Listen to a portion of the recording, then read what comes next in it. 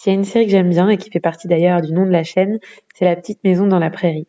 Et je trouve qu'on a beaucoup de choses à tirer de cette réalisation si on prend le temps de l'analyser, puisqu'elle retrace en fait la vie d'une famille qui doit construire de zéro son nid douillet à une époque où finalement chacun vivait de façon autonome à l'échelle d'un village. On a pratiquement tous regardé les épisodes pendant notre enfance, mais est-ce qu'on a vraiment pris conscience de toutes les clés de réflexion qu'ils nous donnaient? Je vous propose donc de commencer par le premier épisode. Donc en gros, là, Charles Ingalls, il vient tout juste de construire sa maison tout seul et il n'a pas d'argent, mais il doit quand même subvenir aux besoins de sa famille. Donc il a besoin d'une charrue pour pouvoir labourer et des graines pour cultiver. Alors, on admire mes belles charrues, hein? Ouais, Il vous en faut une? ouais, je m'appelle Ingalls. Et moi, O'Neill, monsieur Ingalls, enchanté. Et j'aurais besoin de graines aussi pour une centaine d'acres. Ah, vous êtes vraiment bien tombé, je vends ce qu'il y a de mieux. Ouais, mais j'ai pas d'argent. Alors, au revoir, j'ai du travail qui m'attend. Attendez, je peux vous proposer mieux. Non, c'est vrai? Qu'est-ce que vous avez à me proposer de mieux? Le savoir-faire. Je peux vous rebâtir votre toit.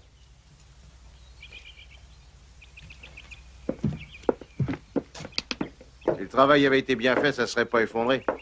Je me suis acheté cette affaire avec mes économies. J'avais à peine signé qu'il y a eu une tempête de neige. Et crac, le toit n'a pas tenu. Le résultat, vous l'avez devant vous.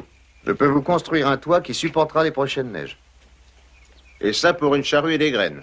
Je vous ai déjà parlé dans ma vidéo sur par quoi commencer quand on veut être plus autonome, de l'importance d'avoir des compétences, du savoir-faire. Si on n'a pas d'argent et rien à troquer à quelqu'un, mais qu'on a besoin de quelque chose qu'il possède, il faut avoir du savoir-faire. Et si possible, plusieurs savoir-faire différents pour pouvoir faire face aux différents besoins des gens, puisque les besoins sont très variables d'une personne à l'autre et d'un moment à l'autre. Dans les compétences, il va y avoir des compétences qu'on pourrait qualifier de communes et qui ont peu de valeur d'échange. Par exemple, savoir faire son jardin potager, savoir cuisiner, c'est une compétence importante, mais qu'énormément de personnes ont. Donc il y a peu de chances qu'elle soit absolument nécessaire à quelqu'un, même s'il y aura toujours des débutants sur ce sujet et qu'un expert du domaine va pouvoir apporter une valeur ajoutée. Mais disons que savoir faire cuire des pommes de terre façon restaurant 5 étoiles, c'est pas quelque chose d'indispensable puisque tout le monde sait déjà cuisiner des pommes de terre de façon simple. Voilà. Par contre, il y a d'autres compétences qu'on va qualifier de plus rares et qui seront à haute valeur d'échange, comme par exemple savoir forger en cas d'effondrement s'il n'y a plus aucun outil qui sont produits à l'échelle industrielle. Ça peut faire partie des compétences intéressantes. Savoir soigner quelqu'un aussi, savoir fabriquer des machines en bois. Il y a plein de compétences qui sont acquises par très très peu de personnes. Ici, dans cet extrait, c'est la compétence de couvreur qui est mise en lumière. Le mec, il est un peu rondouillé, sûrement pas très à l'aise sur son toit et il sait pas faire. Il a déjà délégué à quelqu'un qui n'a pas su faire le travail correctement. Donc, quelqu'un qui va faire le travail à sa place et qui sait le faire, c'est un bon plan pour lui. Ça montre aussi qu'il faut savoir saisir une opportunité. Quelqu'un qui a besoin ici de réparer son toit, il va pas forcément chercher à combler son besoin dans l'immédiat, ni forcément penser à vous pour le faire. Donc, il faut en conclure qu'il faut être à l'affût des besoins des autres et leur proposer ses services quand on identifie un besoin, sans forcément attendre qu'ils viennent nous chercher. Et qui va fournir le matériel? Vous, pourquoi? Oh, dans ce cas, mon grand, il faut m'apporter plus si vous voulez que j'accepte un marché pareil. Tiens, je vais recevoir de nombreux sacs de graines dans 2 semaines. Il faudra les ranger. En plus de ceux qui sont déjà là dehors. Considérez qu'ils le sont. J'aimerais vous poser une petite question, Ingalls. Vous travaillez tous les jours chez Hanson. Vous travaillerez quand pour moi? Oh, j'ai déjà tout prévu. Je viendrai ici le matin et je travaillerai chez lui le reste du temps. Vous pourrez jamais y arriver. Il faut que tous les sacs soient entassés dans 3 semaines. C'est bien assez. C'est facile à dire, mais à faire, c'est autre chose. Je vous donne ma parole. Si vous avez ni compétences ni argent, le troisième point qui va vous permettre d'obtenir ce que vous souhaitez, c'est la main-d'œuvre. Et pour assurer cela, ça nécessite d'avoir une forme physique adéquate, de la force, de l'endurance, mais surtout de la motivation. En autonomie, on parle vraiment pas souvent, je trouve, de l'endurance et de la force que ça nécessite pour faire tout un tas de trucs, ne serait-ce que faire des aménagements dans son jardin, porter de la terre, porter du bois, couper du bois, etc.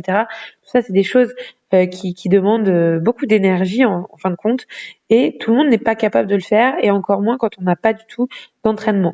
Donc ça, c'est quelque chose d'important, et je pense qu'il faut qu'on en reparle de toute façon, de la forme physique, parce que c'est quelque chose de capital, à mon avis, quand on veut faire le maximum de choses par soi-même. Bonjour. Ah, Ingalls, hein? Je suis le docteur Baker. On ne se connaît pas, mais Hanson m'a parlé de vous. Enchanté de vous connaître. Vous avez des problèmes, hein? Oui, et insoluble pour moi. Je vous fais une réparation provisoire? Vous sauriez? Ouais. Ah, ça me rendrait service. Il faut bien s'entraider, non? Et merci de ne pas me faire remarquer qu'avec un peu de graisse en temps voulu, ce genre d'accident ne se serait pas produit. Ah, s'il fallait penser à tout. Ah, je m'apprêtais déjà à marcher, mais ça ne m'enchantait pas du tout. J'ai passé la nuit à aider un bébé à venir au monde. J'aimerais vous payer pour vous remercier. Ah non, pas question. Mais déposez-moi devant chez Hanson. D'accord.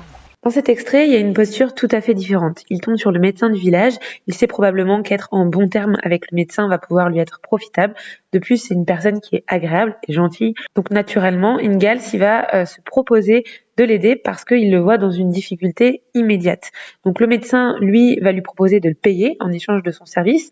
Mais Ingalls, qui lui a besoin d'argent et pourrait tout à fait dire oui, va décliner l'offre et lui demande tout simplement de le déposer en ville. Un service qui ne coûte aucun effort au médecin puisque de toute façon, il s'y rendait déjà. Donc, dans ce passage, on comprend facilement que l'accent, il est mis sur l'entraide.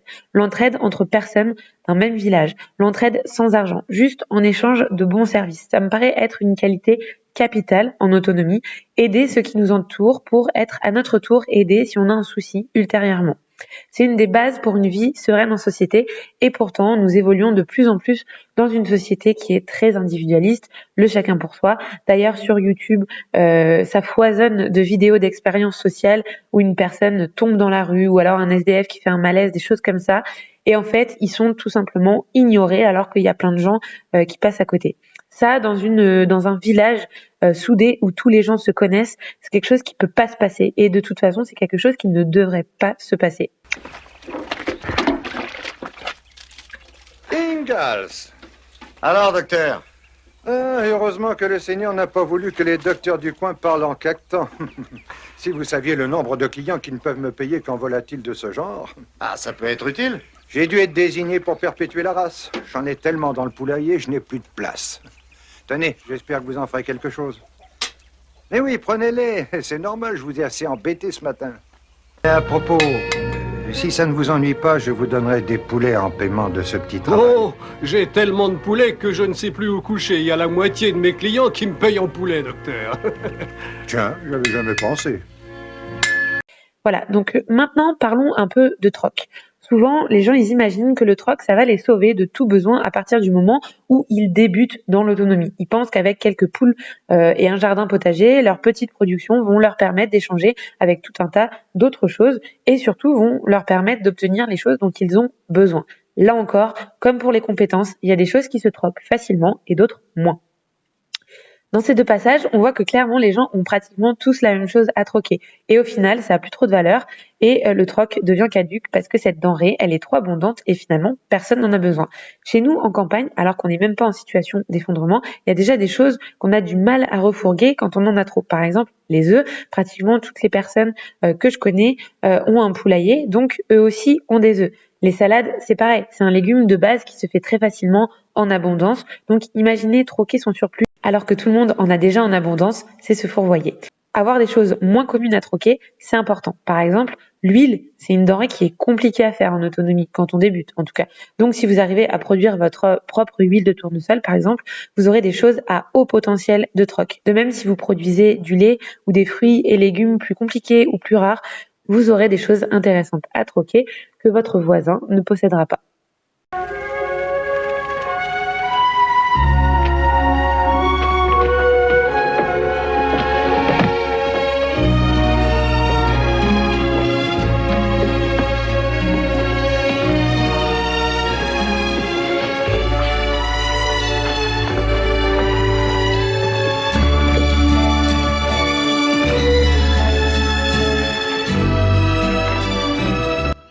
Enfin, n'oubliez pas la solidarité. Parfois, il faut savoir aider les autres sans rien attendre en retour, juste parce qu'ils font face à une situation injuste et que vous êtes en mesure de les aider. Si tout le monde agit de cette façon, l'entraide aura un effet bénéfique à l'échelle d'une ville ou d'un village, puisque chaque personne dans la difficulté pourra être aidée par les autres.